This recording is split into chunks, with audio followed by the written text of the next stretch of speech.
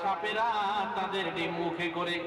দেখবেন বিড়াল পালায় মার দিলে তার বাচ্চা মুখে করে কামড়ে নিয়ে যায়।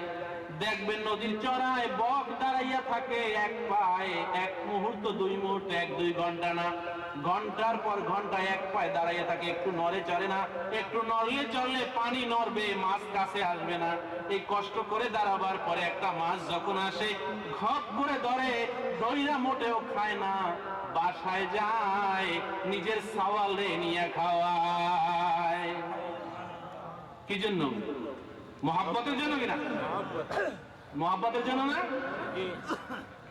আপনার সকালবেলা মুরগি তার বাচ্চা সহ আপনি কতগুলি চাল দেবেন, ও একটা চালও খায় না। আপনি লক্ষ্য করবেন ঠক ঠক করে শুধু বাচ্চাগুনকে খাইতে বলে। বাচ্চাগুন খাওয়া হয়ে যখন খেলা শুরু করবে, তারপরে সে 2টা-4টা খাবে। কেন বলেন? মায়ায়। কিসে? তামাম মাখলুকাত, শুধুমাত্র মানুষ নয়, তামাম মাখলুকাতের মধ্যে মোহাব্বতকে বাইটা দেওয়া হয়েছে, ভাগ করে দেওয়া হয়েছে।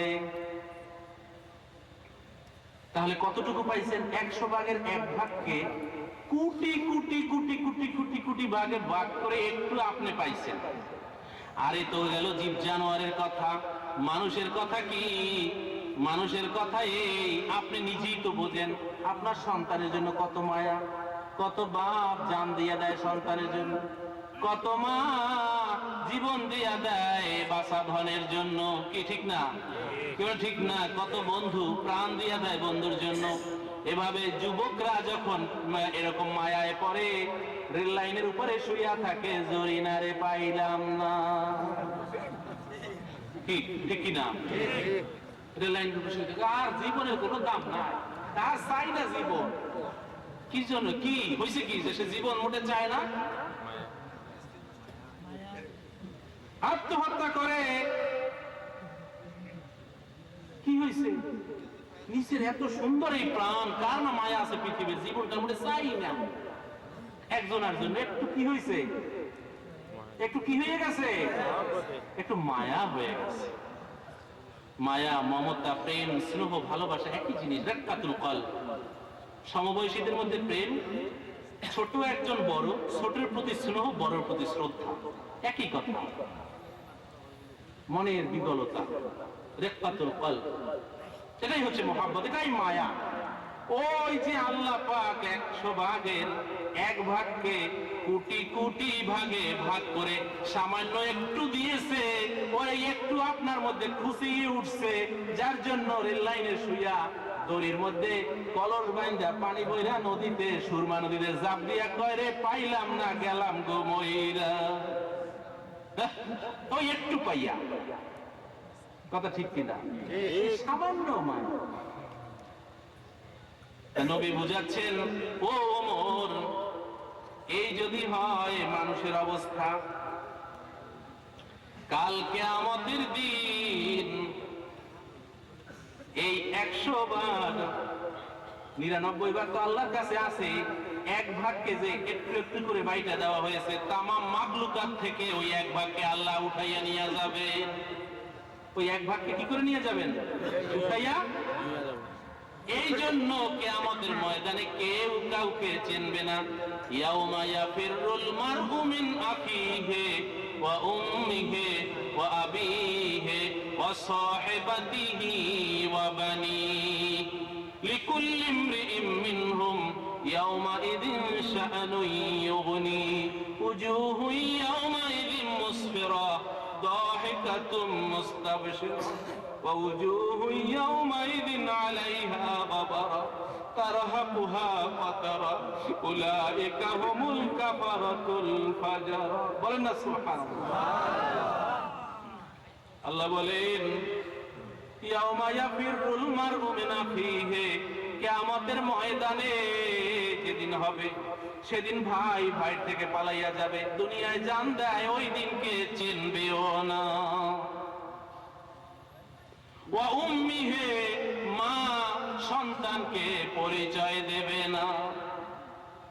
সন্তান যাবে, মা দুনিয়ায় তুমি আমার জন্য জীবন দিতা, আজকে নেকি বদি ওজন হইয়া গেছে, একটা নেক যদি হয় তাহলে নেকের পাল্লাটা একটু ভারী হয়, মুক্তি পাইয়া যায়। মাগো, তোমার জীবনের সব তো দুনিয়ায় আমার জন্য তুমি দিতা, আজকে তোমার স্বভাব থেকে একটা স্বভাব আমাকে দাও। আল্লাহ নবীর হাদিস বলে, ওই মা বলবে আমি তোমাকে চিনি না, সন্তান তো দূরের কথা, দুনিয়ায় আমার বিয়েই হয় না। সবার কাছ থেকে এভাবে ফিরতে ফিরতে নিজের হাতের আঙুলের নখ দিয়া বুকের মাংস ছিঁড়তে ছিঁড়তে আল্লাহর দরবারে হাজির হবে, বলবে খোদা রে, আল্লাহ রে, কেউ দিল না, কেউ দিল না, একটা নেক আমারে কেউ দিল না। এই জন্য আল্লাহ বলেন, উজুহু ইয়াউমাইদিন মুসফিরাহ, ওই দিন যাদের নেক বেশি আছে তাদের চেহারা গুলো হাসতে থাকবে। দাহিকাতুম মুস্তাবশিরাহ, চেহারা চিকচিক করে উঠবে, তারা হাসতে থাকবে।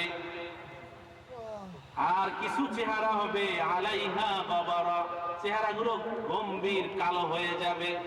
তারা উলাইকা হুমুল কাফারাতুল ফাজার, ওরা হবে কাফের এবং বেঈমান, যারা মুনাফিক, ফাজির, নাফরমান।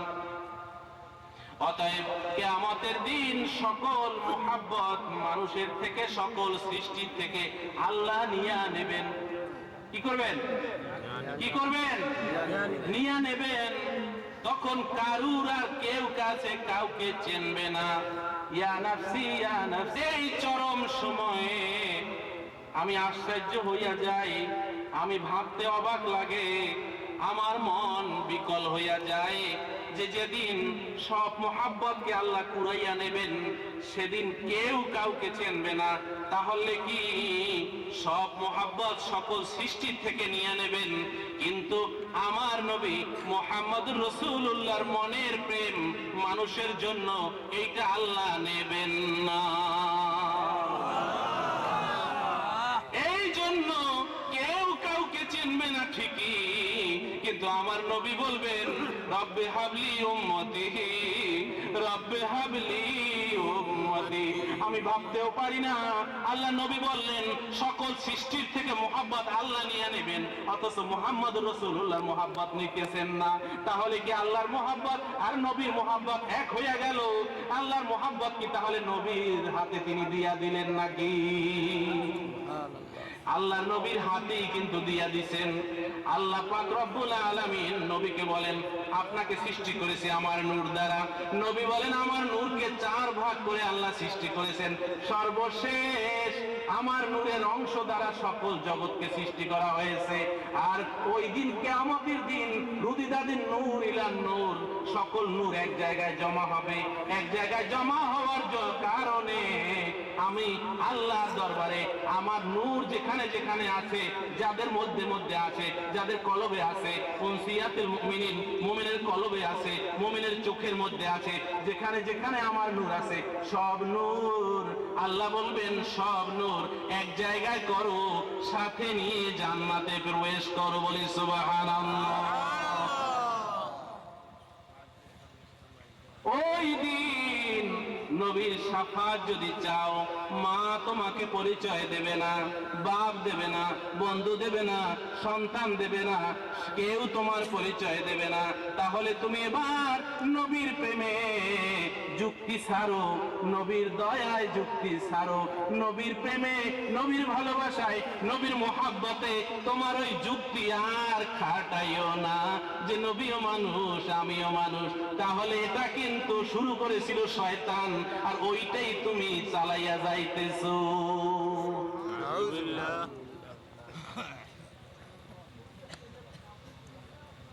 জোরে সরে বলেন না।